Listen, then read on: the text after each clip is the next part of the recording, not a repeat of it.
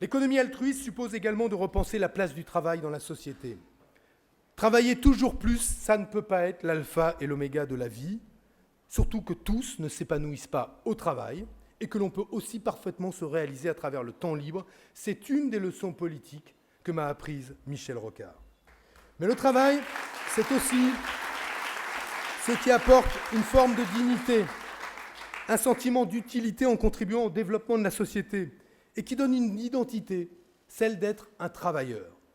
Et quand le travail se raréfie du fait des progrès techniques, cela ne devrait pas être un problème pour la gauche, mais une opportunité. Le grand mouvement séculaire de réduction du temps de travail doit reprendre, sous des formes multiples et s'adapter au temps de la vie.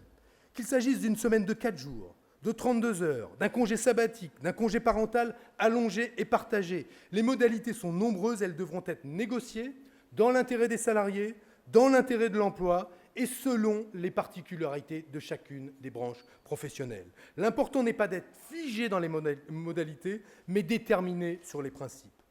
Je n'oublie pas non plus la nécessité de soutenir les nouvelles formes de travail qui apparaissent, d'équiper en droit ceux qui travaillent mais ne sont pas salariés.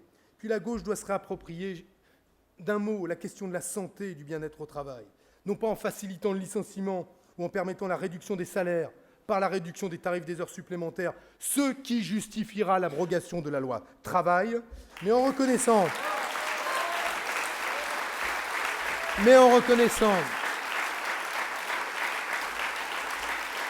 les maladies professionnelles, les troubles musculo-squelettiques, les pathologies psychiques, comme maladies professionnelles et en rendant obligatoire le droit à la déconnexion.